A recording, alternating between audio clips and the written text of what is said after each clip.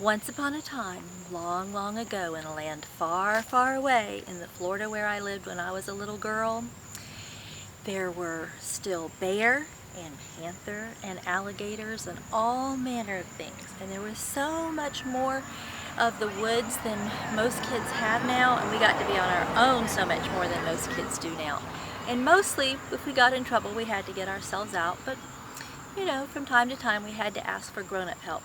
So I'm going to tell you a story, and important to this story is that my name's Mary Jean, because this is a story about, a true story about, when Mary Jean was 12, turning 13, and she said to her parents, I want a new horse. My horse is so mean to me. He has kicked me, stepped on me, bucked me off, bitten me, and chased me across that entire pasture. I want a new horse that'll be so sweet and will just love me and be my best friend. So the time passed and the birthday day came, and the mama and Mary Jean's Aunt Jeannie picked her up at school and said, come with us, we want to show you something. And so down by the horse pasture that was the one by the house, they went to the gate and they called, Molly, Molly. And Mary Jean thought this was a very strange thing to do because they didn't have a horse named Molly. But they did it again. They said, Molly, Molly. And from behind the trees and the bushes where you couldn't see, Mary Jean heard this little And that's what a horse says when they're being nice, like saying, I'll be right there, friend, or just a minute, I'm coming, but definitely something nice. And so from around behind the trees came the prettiest little bay mare you've ever seen. Bay is kind of a dark red, and a mare is a mama horse. And this was the prettiest little bay mare you've ever seen. She had the sweetest little face, and she had 4 black stockings and a little white star right in the middle of her head. And Molly looked at Mary Jean, and Mary Jean looked at Molly, and they knew they were going to be the dearest of friends. Molly was coming up to the gate, and she was walking kind of wobbling, sort of. Why do you think that was? You think it's because she had hurt her leg? Good guess, but no. You think it's because she's bashful? Good guess, but no. She is going to have a foal any minute. A foal is a baby horse, and if it turns out to be a boy foal, it's called a colt. If it turns out to be a girl foal, it's called a filly. But then they didn't know. They just knew that Molly was going to have a foal any minute, or any hour. But it wasn't any minute, and it wasn't any hour, and it wasn't any day. It's so hard waiting for babies to be born. The whole next week, they're still waiting.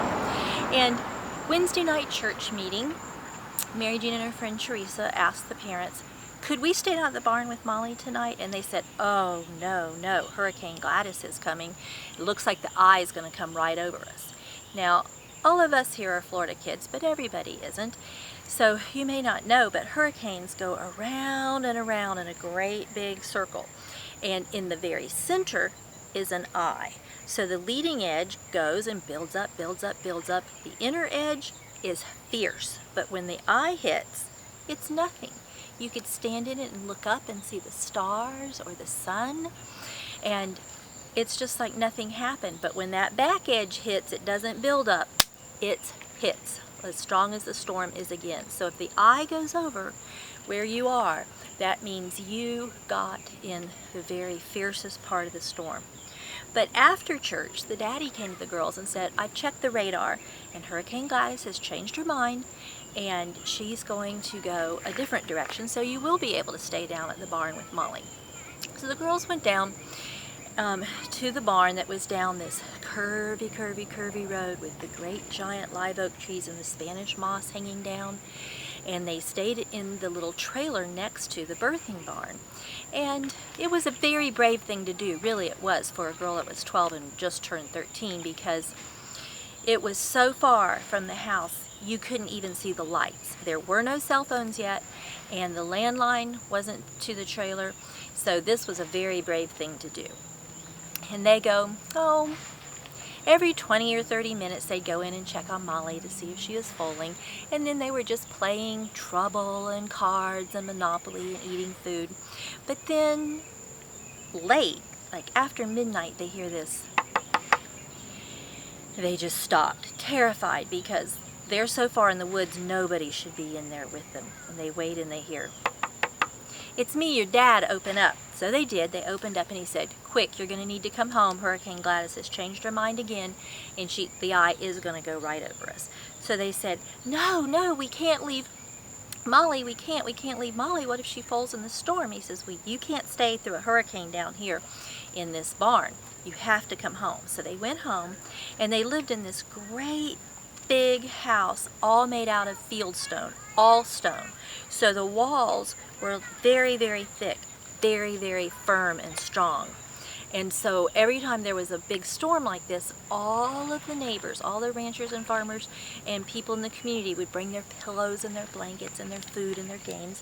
They would come over and stay there. They'd all sleep on the floor. So the girls went home and they all sat around the fire a while longer telling stories and playing games, Twister and stuff, and finally they fell asleep and Hurricane Gladys' eye went right over them in the middle of the night. When they got up the next morning, if you've ever been through a hurricane, you know there might be trees and things down, but it's like calm and clean and green. The wind's gone and you can't believe there was ever a hurricane. So the grown-ups got up and they started making cheese grits and sweet tea and bacon and sausage and pancakes and waffles. And Mary Jean and Teresa said, "Oh, no, we can't wait. We've got to go check on Molly." So they ran and they ran and they ran down this curvy road with the great big trees and the moss hanging down. They ran as fast as they could. And as they came around the curve, oh no, a giant tree, bigger around than bunches of us, 6 or 7 or 8 of us were holding hands, bigger around than that, had crashed down onto the barn roof, through the roof, into the stall. Then they did what they shouldn't do and they ran into the barn and started moving limbs, moving and pushing and trying to get into Molly. And when they got into the stall, she wasn't there. So they ran out into the pasture that's a very deep pasture. It hasn't had the horses on it. And they were calling, "Molly, Molly." No answer. So sometimes when you're a kid, you try to handle things, but you come to the point where it's time for the grown-ups' help.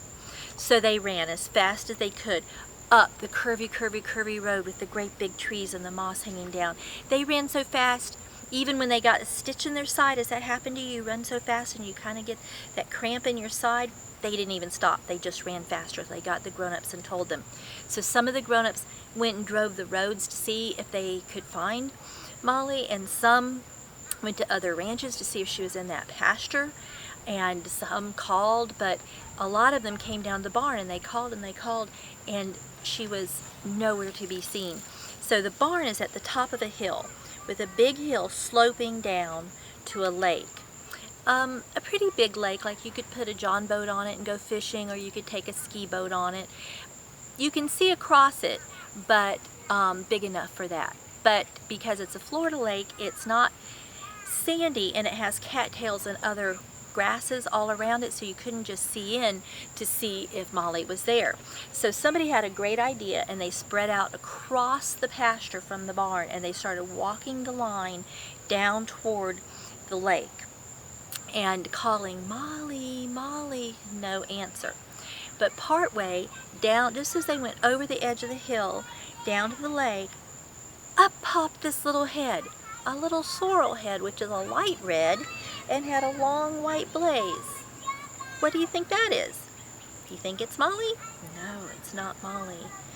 It's Molly's baby, a little foal that turned out to be a colt. And he's saying, "Are you my mother? Are you my mother? Are you my mother?" Because he's terrified in this world. He was born in the dark, in the rain, and no mother, and he's hungry. He needs mother's milk.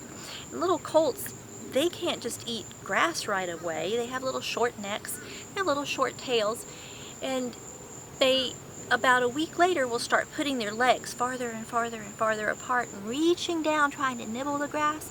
but not now. He needs his mother.